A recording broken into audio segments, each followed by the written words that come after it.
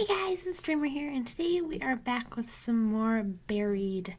I really hope you guys enjoyed the last episode. I'm really interested to see what the story has to offer us and where the heck this room is going to take us, or what is in this room, because it kind of left us as on a cliffhanger with a description as to what was in the room, but not really telling us what was in the room, just that it was out of place.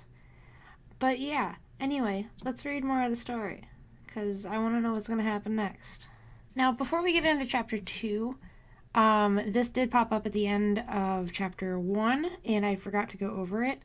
But it tells you how your choices compare to other people who have played the game. Now, we don't seem to be going with the majority for any of these except for one. But as far as respecting the dead, myself and 36% of other players left Tony's body where we found it, which I honestly misclicked and I had meant to go and investigate, and I would whatever. For secrets, myself and 24% of players hid Tony's death from Dennis. So that doesn't seem to be a very, very popular choice. Trust, myself and 55% told Dennis that we believed his story. And then for curiosity, myself and 25% of other players ran away from the ringing sound. So apparently we're not doing good at the whole being with the majority, which is whatever. I'm still going to go with what I think we should do. But, that's beside the point. Let's get into chapter 2. Alright. Ooh. That's weird. Why is that there?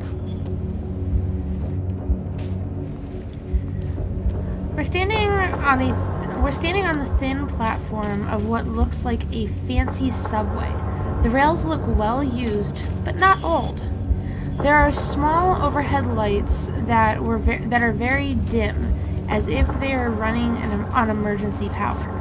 The dim overhead lights are a blessing, but the size of the place makes me feel vulnerable.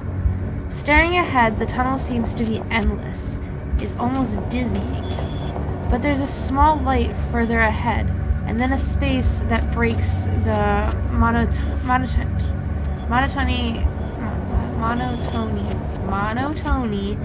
of the tunnel's curved surface. Might have said that right. I don't know. Anyway, another platform, maybe?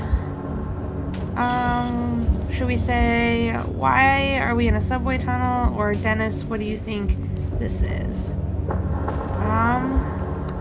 Let's go with asking Dennis what his thoughts are on this. Looks like we're waiting for the D train, Dennis says with a deadly sounding cackle. Also, the ringing noise is louder down here. It's much more solid now, and there's some other sound. Something like the faint hum of machinery. What's your take on this, boss? You think we're safe here? Dennis asks. Not at all. This is what I think to myself. Not at all. This is what I think to myself. But I don't want to let Dennis see that I am rattled. While he seems to be limping along much better than when we first stumbled into this place, he's still in rough shape. I'm leading him here, and I should probably make him feel confident in that. I'm not sure. This is creepy, or yeah, we'll be fine. Let's be confident. We'll be fine. You reassured Dennis. We're too far in to go back, I say. Besides, if we get caught for trespassing, I'm pretty sure we'd slide by.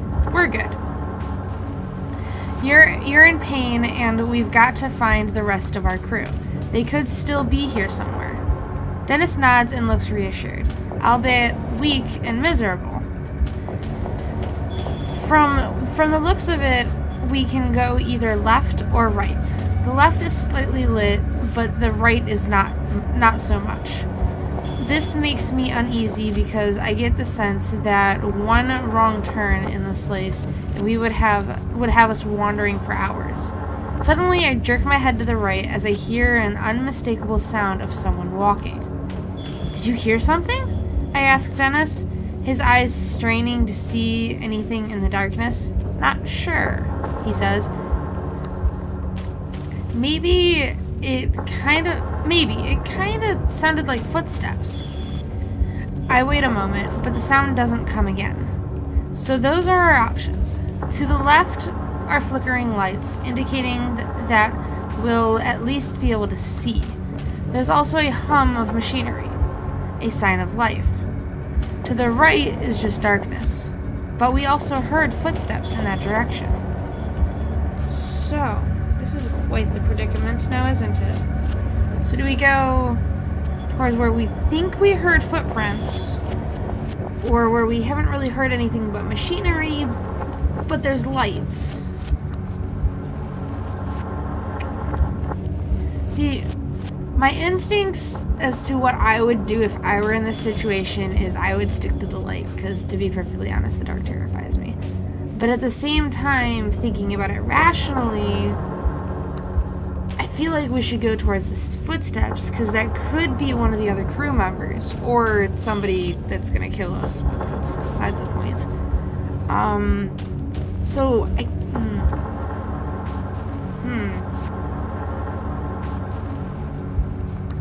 Let's go with what I would do if I were in the situation, and we will go to the left where the lights are. You decide to go into the lights. Yeah, that doesn't sound ominous. Seems smart to stay in the light. Left it is. Continue. Now where are we going? Oh dear. Okay. This is interesting. And yeah, as we head left, the lights ahead are like a beacon in the darkness, luring us forward. Someone's left the lights on for us, Dennis says, trying to be funny, but creeping me out instead. I wonder if that's a good or a bad thing, I say. As we near the lights, I hear the hum of machinery grow louder. But it doesn't seem like any machine I've heard before. As the light increases, I use it to take an inventory of Dennis and his condition. While the bleeding seems to have stopped, the amount that has soaked into his pants and shirt is beyond alarming. How much further can you walk? I ask him. Can you keep going? Yes, Dennis says. Let's walk into the deep tunnel that has no business being here. Now, fully stepping into the light, I notice that the sound of machinery is coming from an area on the left side that is protected by a guardrail. Wisps of bright blue light dance on the wall as they leak out from whatever is below. I also notice a posted sign that says danger, severe radiation poisoning threat. Oh dear, that doesn't sound good. Radiation. See, okay. So you know that saying, curiosity killed the cat? Yeah, I'm that cat that has a tendency of dying because of curiosity, because we're gonna look, even though we got the radiation warning, because I want to know what's there. But yeah. It's worth taking a look. We walk over to the guardrail and peep down below. This is where that strange hum is coming from. Further down in the dark, there's something that I can only assume is some sort of power generator. There are tanks, pipes, and valves, sure, but there's just something odd about it. It looks like it doesn't belong here. Hey, Dennis says, nudging me. Do you see that? He gestures to the main pipe coming out of the top. As my eyes trace along it just disappears into the black floating mass. I rub my eyes and look again. The pipe goes up and into a sphere, but within the sphere is the deepest darkness I've ever seen, and the area around it seems twisted, almost like a rip in space. I don't know much about whatever this thing is, Dennis says, but I don't like being near it. I agree, and we take off down the tunnel again, eager to be away from the pipe and those lights. As we start walking, I notice another structure coming into view up ahead. Well, that was interesting. I wonder what the heck that was.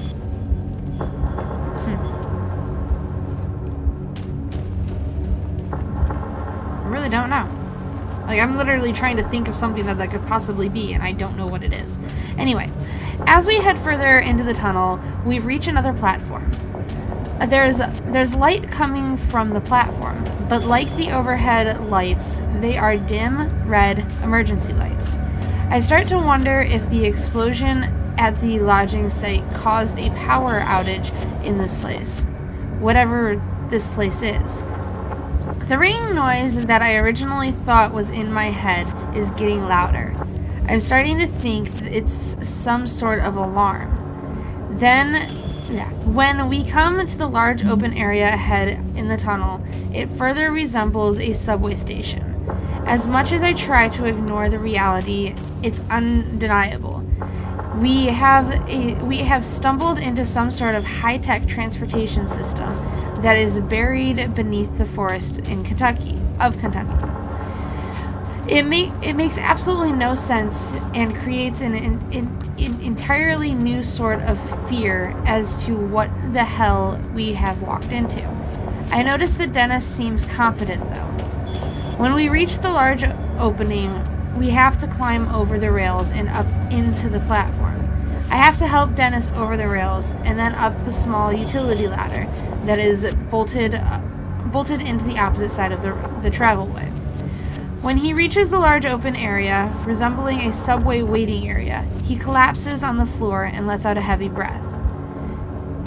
You know what? Dennis says, exasperated. This is ridiculous. I quit. I'm not going any further. On top of worrying about my crew and the madness of wherever we are, I'm not in the mood for Dennis to act like a baby. Get up and pull it together, Dennis. Or, it's okay, take it easy. You can do this. I feel like being supportive would be a good idea because last episode we found out that he's a big, tough, don't show your emotions, you can do this kind of guy. And I feel like if we get defensive with him and order him around, even though we are his boss, I feel like that wouldn't end well for us.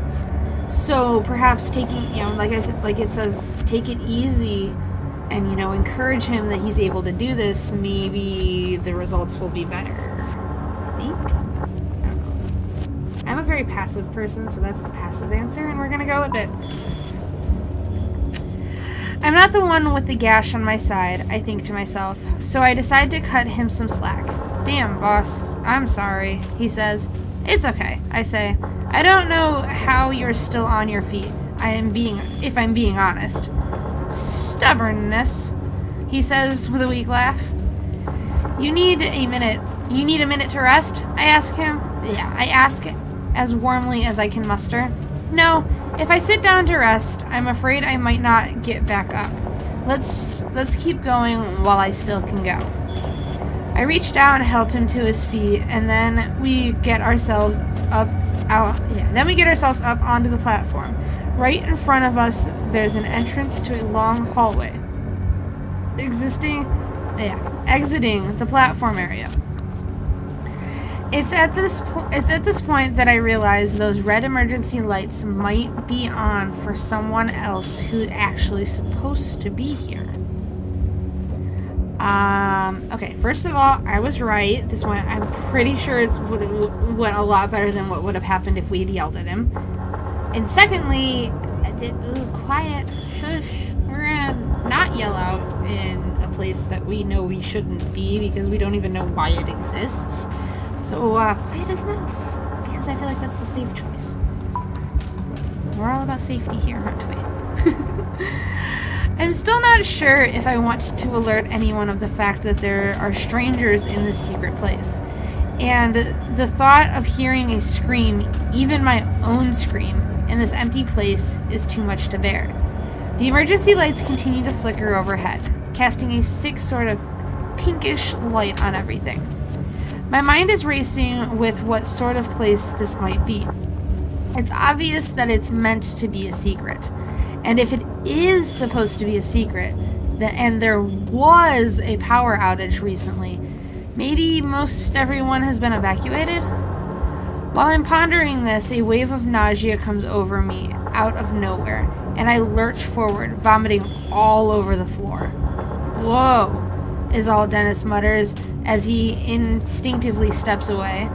My insides feel like they're trying to escape. I put my hand out, looking for a wall to lean on. "Are you okay?" Dennis asks, finally pulling himself together from the surprise. "Yeah," I barely gasp out. After a minute, the feelings subsided. But where in the hell did that come from? Was it that weird power generator? I finally collect myself and stand up, praying I never have to feel like that again. "Let's keep going," I say, wiping my nose on my sleeve. We step inside, and it seems just as empty as every other place we've come through, weakly illuminated by more overhead emergency lights. We're standing inside a hallway that looks surreal for a moment. So, perhaps taking a look at the generator wasn't a good idea, because that could have caused us to get sick. But at the same time, I feel like we probably weren't,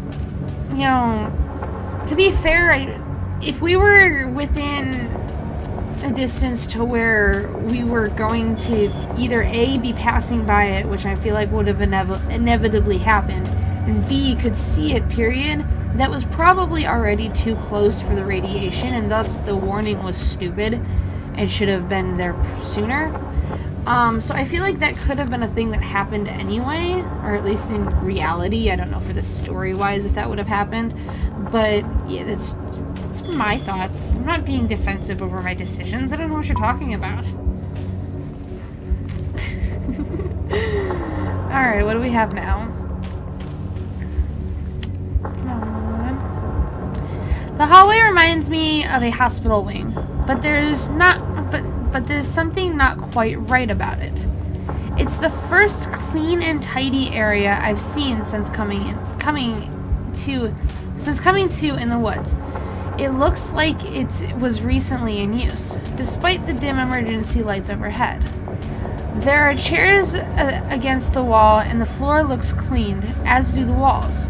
The ringing noise is definitely coming from in here, and the small flashing red lights along the ceiling seem to flash along with it. The ringing noise is an alarm, I say, if only to confirm my own thought. But for what? Dennis asks. And then he asks the question that has been on my mind since we fell in that hole. What the hell is this place? We exchange a look that speaks volumes. We reach the end of the hallway and hear a sound like a large metallic grinding.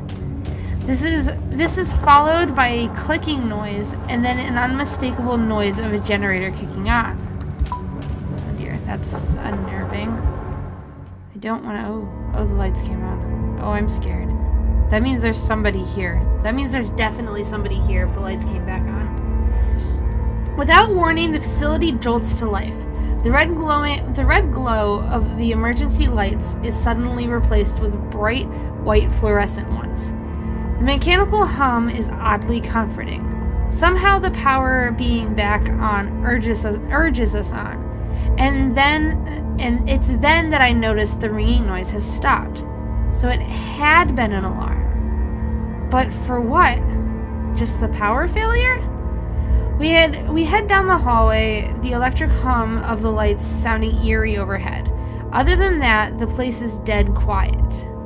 The hall is about 100 feet long with two main doors. One door opens to a large room that looks like a conference room with a whiteboard and papers strewn about. Across the hallway is another door that looks like a laboratory of some sort. Dennis slumps against the wall in defeat and lets out a scary-sounding chuckle. Something funny? I ask as a dark as a dark and brooding panic starts to grip me. Dennis just keeps chuckling as he slides down the floor. "I'm just gonna sit here while you look around," he says. There's a look in his eyes that reminds me far too much of a dead animal on the side of the road. Oh dear. I feel like the conference room would be better to enter first. Hopefully we have the option to go back and check out the lab. But I think, yeah, conference would be better. Just because it's got papers and stuff, which means we can probably maybe figure out what the hell's going on. Potentially. Perhaps. Maybe. Just a little bit. A large table sits in the middle of the room. Lined with a series of chairs, it looks like something straight out of a showroom. A well-used whiteboard hangs on the wall, and there are scattered papers on the desk. I want to look at the papers. That was the whole reason for coming in here. Most of the papers and printouts have codes and equations that all go way over my head. But there's also handwritten notes that don't make me feel any better about our situation. I read through them and see scrawled notes that say things like, "Last experiment failed equals overdose before transport. Levels indicate cellular cannibalism. Question. More lead shielding in export suits. Measurements make no sense. Let Barksdale know about possible Higgs field fix." Exit the room, look at the whiteboard. Let's check the whiteboard. Which is probably just going to be more stuff that we don't understand, but that's not the point. A few things were scribbled on the whiteboard, mostly formulas and names, but there's some things that are easy to understand, things that make my blood go cold. Subject number 6, cause of death, embolism or embolism, or both? I don't know big words, I'm sorry guys. Ideas for new delivery mode, spherical, liquid, comatose state. TerraCore Co. equals possible plutonium supplier. Outside in the hallway, I hear Dennis grunting. I head out of the room to see him still seated on the floor. But I don't get very far, because as I exit, a man comes rushing around the corner with an automatic rifle in his hand. Oh, that doesn't sound good. That doesn't sound good at all. Please don't shoot us. Please don't shoot us. What's gonna happen? It's hard to look behind his rifle, but the man carrying it is young with messy dark hair. His skin is so pale that I wonder if maybe he lives down here. He has the look of a guy who's been cooped up for a little too long. He doesn't seem like the kind of person I'd trust with a gun in a stressful situation. As he sees us in the doorway, he screams and brings the gun up. It is aimed directly at my head. Put hands in the air. You don't attack a guy who has a gun if you don't have a weapon, especially if you're already injured. I put my hands in the air, surprised at how natural it feels to go into this surrender state. Maybe it's because this feels like a dream. Maybe it's because I feel like I'll snap awake if a manic pulls the trigger. "Who are you and how did you get here?" the man asks harshly. Before we can answer, he continues speaking. "I don't recognize you. If you're here, you would have had to speak by. If you're here, you would have had to sneak by the security mics in the entrance hall." "What?" I ask, unable to think of anything else to say. "Who are you?" the man asks. "Did you do this?" The man eyes both of us, and I see something in his eyes that unsettles me. He's scared. But there is something else. "We're just loggers. We're nobody. Don't shoot us." Let's go with we're loggers. Let's be honest with him. His eyes look distant for a minute, and then he says, "Bullshit." But for some reason, I'm pretty sure he knows I'm telling the truth. "Someone knocked the power out," the man says. "It's back on now, but if it was out long enough, well, we're in a heap of trouble. "Was it you? Who sent you?" "Look, we don't know what you're talking about," Dennis says. "Something happened out in the woods." Are you alone? Are there others with you? The armed man asks, thrusting the gun in my face. How the hell did we get into this situation? I think to myself. If we hadn't fallen into that hole, we wouldn't be here. I'm not really sure if we want to be giving this guy information. We don't know anything about him. Then again, he might have answers. Now we're looking for our crew. Again, let's be honest with him. We have other crew members, but we can't find, I say. Your crew, he asks, something seeming confused. If this man thinks we're nuts, we're not. There's no telling what he might do. The fact that he looks a little crazy himself makes the situation even hairier. But how do you get in here? The man asks. I point down the hall towards the subway. We came in that way. The doors weren't locked. The man's expression calms a bit, but I am still very aware of the gun that is leveled less than a foot away from my face. To add to the stress of the moment, another bout of nausea starts to bubble up inside of me, making me dizzy. Maybe going so close to that radioactive machine in the tunnel wasn't such a good idea after all. It takes all I have not to puke and stay focused on the muzzle in front of me. Let's go please put the gun down. You calmly ask the man to back down. The only way I'm putting this rifle down is after I've blown your brains out, the man says. With that, he sticks the muzzle of the gun in my face. It's a childish move, a playground tactic at best, but it's sufficient to show me that he knows he's in control now. He then levels the rifle at Dennis, and I can only assume it's because he's wounded, makes him appear to be the weaker of us. The man takes a shaky step forward. Dennis looks back and forth between the barrel of the gun and me, his eyes pleading for help. I can't let the guy shoot him. This is probably going to end bad, but I can't let the guy shoot him. Before I'm fully aware of what I'm doing, I step out in front of Dennis. The barrel of the rifle is nearly touching my chest now. Both Dennis and the man seem a little confused at my action, and I do my best to swallow down my fear. I don't know what is going on here, I say, but we are here by mistake. Well, you have no business here, the man says, but now that the power is on, I think you might be too late anyway. For what? I ask. But he doesn't answer me. Instead, he steps forward and actually pushes me backwards with the end of the rifle. The man then repeats a question he asked before, one that makes no sense, and honestly makes me think he might be a little crazy. Who sent you? He asks. You assholes from the Pentagon? Oh dear. I'm not quite sure how to take this question. Is this guy joking? Yeah, I'm the president. Yeah, no, I don't think that's gonna end well. No, what the hell are you talking about? No, I say. We're just loggers. Something blew up and my friends got hurt. We're looking for the rest of our crew. Likely story, the man says, but I see a flicker of recognition in his face that makes me think he might believe me. Still, his grip on the gun is as tight as ever. The look on his face makes me think he'll shoot at any moment. You both just stand still, he says. Sooner or later, someone will come along and I'll turn you over. He again thrusts the gun forward as if it has been an invisible bayonet on it. There's no need for that, I tell him. I have no guarantee that he won't pull the trigger. Look, Dennis says, we don't want any trouble.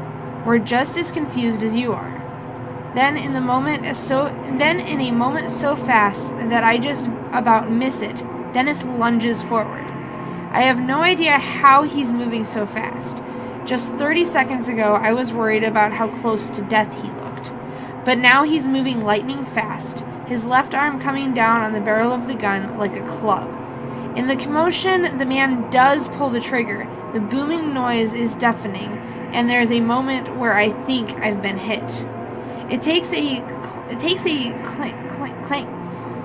It takes the clanging noise of the round tearing into the floor at my feet to help me realize that I've not been shot. I look at the floor and I see where the shot missed my right leg by less than 3 inches. I'm paralyzed, in shock for a moment as Dennis and the man fight over possession of the rifle. There's a fire extinguisher on the wall that I could use to, but there's a fire extinguisher on the wall that I could use to bludgeon, but I might not have enough time to grab it before Dennis is overpowered. Punch him. I don't want to waste time. Dennis has the man pinned on the floor, but isn't strong enough to keep him down. As I fall to the floor to help, the barrel of the rifle swings right in front of my face, a reminder of how close I had come to being shot. On my knees now, I deliver a hard, stiff punch to the man's face. I don't punch someone often. Never, really. I'm not usually the brawling type. Still, it is apparently effective. The man's head snaps back hard, and his grip on the gun loosens. Dennis grabs the gun and falls to the floor, clearly winded and in pain. Our attacker is immobilized, and I can feel a shift in the situation. Yet, although he is basically harmless now, I feel the need to pummel him, a desire that builds with each second I look at him. Let's not overdo the punching. You took it easy on the man. He's definitely out now. No threat. Or at least that's what I think. But he surprised me by mustering up one more swift kick in my direction, connecting with my forehead. Okay, apparently I should have kept punching him. I was wrong. My bad. My eyelid swells to the size of a grape almost immediately. It seems like this last attack is more to spite me than to defend himself. I stumble back and ready myself for another round of blows, but he just slouches into the floor. He's done. Dennis instantly hands the rifle over to me, and I take it with shaking hands. I can't believe you stepped between me and that guy, Dennis says. He could have killed you. I was pretty sure he wouldn't, I say, although I had known no such thing. Still, thanks, man. That is some heroic stuff. You would have done the same, right? Dennis says nothing. His eyes look to the floor. What do we do now, boss? Dennis asks. We've come this far, and I want answers. I sense that Dennis does too. I take a hard look at the man before I reply. We get answers from this guy. No answers, the man says. I don't have any. Next time, I won't just hit you, I say, plunging the rifle towards him. Now get up. He obeys quickly, but his legs are wobbly and he leans against the wall for support.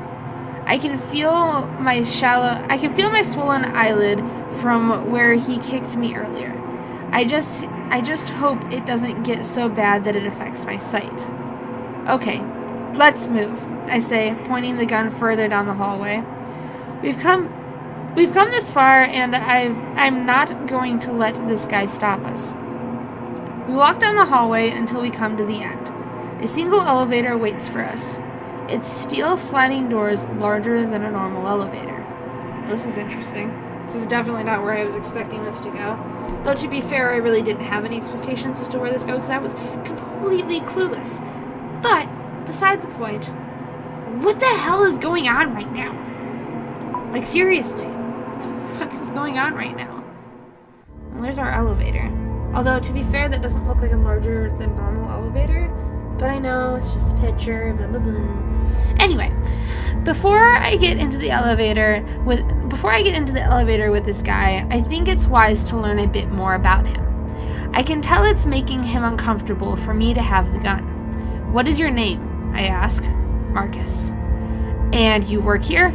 It's clear that he doesn't want to answer, but he gives us a little nod. We're looking for the rest of our crew. Any ideas where they might be? I ask. No, he says curtly, not bothering to elaborate. There's got to be some useful info we can get out of this guy. I just need to know how to dig for it. I need a first aid kit for my friend here, I say. Where might I find one? Down on the second floor, he says. But we can't go down there now. We can't go down there yet. I read that right.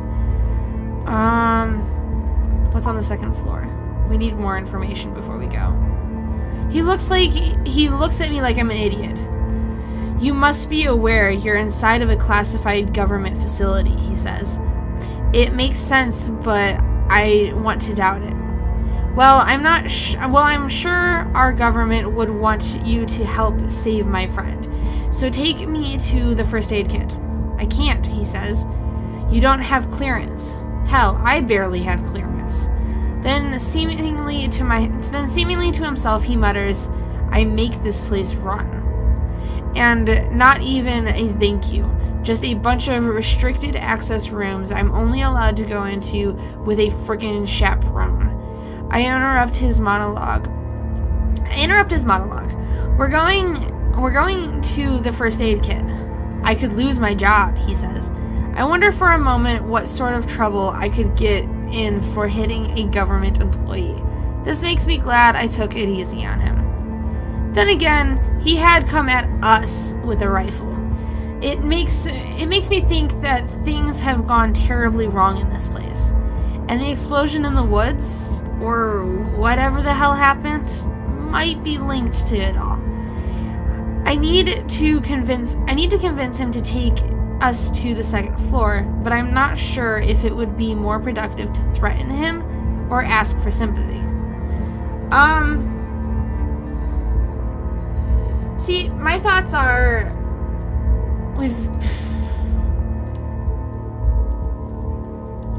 is we should ask for help. I feel like this is a kid who, I'm pretty sure we could get him to cave either way, but I feel like it would be in our best interest to ask for help, because if we do, scratch that, when we do run into somebody else, if we're kind to him, then he may be more willing to speak up for us and not get our heads blown off.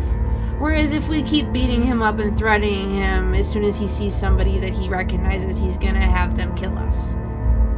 So let's ask for help. That's my theory, at least. Look, I say, it hasn't been the best day. We're just trying to find out what's going on, to find our crew and to survive. I know that this isn't a normal situation down here. It looks like all your protocols have been blown to hell. Can't you help us out? He looks at me sternly, weighing his options. Okay, he says. Thank you, I say. With an untrusting stare, Marcus walks to the elevator door, approaching a small keypad by the door. He punches in a numerical code on the keyboard, and we can hear a slight mechanical hum behind the steel doors. After a few seconds of angry glances and frightened sneers from Marcus, the elevator arrives. The steel doors slide open with a whisper, revealing the interior. So now, is he actually going to take us to floor 2, or is he going to be sneaky and hit the wrong floor? Or are we just going to hit floor 2, or what? It's exceptionally well lit and looks to be made of stainless steel. I half expected the thing to take off at the speed of light. There's another small keypad in front of the right panel by the door, with the options for 3 sub-level floors. Looks like this elevator doesn't go to the surface. So after we get the first aid kit for Dennis, how do we get out of here? I ask. We can't leave, Marcus says. Once the power came back on, the whole place was put on lockdown. What? I shout. Can't you override it? No. It's to prevent anything from getting out. I can't. Marcus looks as deflated as Dennis. We can't get out. We're stuck here. Dennis leans into the corner and almost falls into the floor. The struggle for the rifle took a lot out of him. I can see that much in his face. Slowly, we start to move down. The hum and grinding of the car's motors fill. The hum and grind of cars' motors fill the space.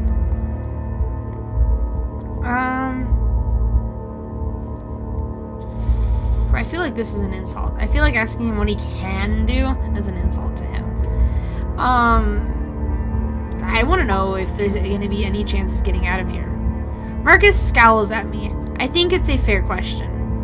It doesn't seem unreasonable to assume he won't be able to get us out. We'll find somebody with the access code, and they'll be begging me to figure out how to lift the lockdown.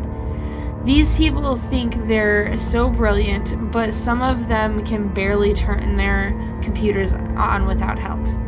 The top coder in my class at MIT, and I'm stuck living underground helping idiots who don't even trust me with keys. Let's go with what's going on here. Maybe he'll tell us. He seems to be very talkative. Marcus shakes his head. You may as well shoot me. I can't tell you. Why not? It's beyond classified, and the things I know don't even cover the start of it. What does that mean? I ask, starting to get irritated. It means that even if I wanted to tell you what sort of work is done here, I don't know enough about it. Let's go with this one, because I have a feeling he's like security or something, so there's no point in asking that. It's a government facility with the highest security, Marcus says, a research facility. It goes 4 stories underground, and quite frankly, it scares the piss out of me that you two got in here so easily. Why is that? I ask. This is a Black Ops graveyard, he replies. Even the CIA doesn't know this place exists. What? Knocked out the lights. Yeah, let's do that. So eventually we're going to have to ask him what his job is. I think it's just going to continue giving that option. Seems like some sort of power outage, Marcus says. That's all I know. There was an outage, and then what? Dennis asks weakly. Then things got weird. Things got bad. Bad how? I ask. The whole place seemed to shake, then the lights went out. I was checking the monitors when it happened, and everything went dead. It took more than a minute or so before I started hearing the screams. People were being killed by something. I tried getting the security cameras going again, but they only lasted for a little bit on my backup system. But what I saw... What? I asked, feeling a sharp fear worm its way into my guts. Well, what I saw on the screen for a little bit of time made no sense. It made me get the gun from the emergency vault. I think whatever it is, it's still down here. Hold on, I say. There's an emergency vault with a rifle in the same room as security cameras in this place. Marcus gives me a grin that looks nearly insane. There are guns locked away in every room of this place, just in case. You know. Just in case of what? So we're still in danger here?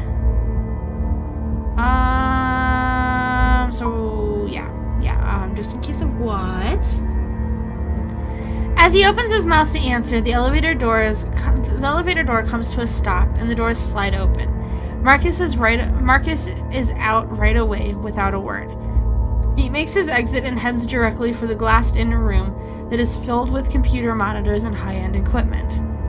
Dennis and I file out behind him, trying to keep up. As we do, one very alarming question runs through my mind. What the hell kind of government facility keeps loaded guns in emergency vaults in every single room? That, my dears, is a very good question. And also the end of chapter 2. Now, unlike last time, we're actually going to check and see what our things compared to everybody else. So, how'd we do? Were we with the majority? Were we not with the majority? Let's find out. Come on. Curiosity. You and 61% of other players ignored the warning sign and looked into the glowing reactor. See, I'm not the only one. Selflessness. You and 64% of other players stepped in front of Dennis to protect him from Marcus. Yay! Oh, dude, we were way with majority this time. Mercy. You and 65% of other players were easy on Marcus after he surrendered. I mean, to be fair, he was being nice to him, so we might as well have been nice to him. Or, he was being nice to us and not trying to kill us after trying to kill us. So we might as well be nice unless he starts threatening us again? Does that make sense? Did I make sense at all there? No? Okay. Do I ever make sense? No? Oh, okay. I'm sorry. Oops. Anyway. Dude, this story is getting hella interesting. Like, seriously, what the hell? What the hell is going on? What the heck is trapped down here? What caused the lights? What caused the power outage? What the heck is going on? Like, I can't even begin to... God, I don't know. I don't know, but I want to know more. Oh my God. Holy crap. Oh God. I hope you guys are as excited about this as I am. Dude, because I am loving this. This is great. This is freaking great. Anyway, don't forget to hit the like button if you enjoyed. Subscribe for more videos. Comment down below if you have any theories, because I think we have enough information where we can start forming theories and stuff. Maybe it's just me. I don't know. I think it's interesting. I want to know some theories. Let me know what your theories are. Anyway, so yeah, subscribe for more videos, and I will see you guys next time. Bye-bye!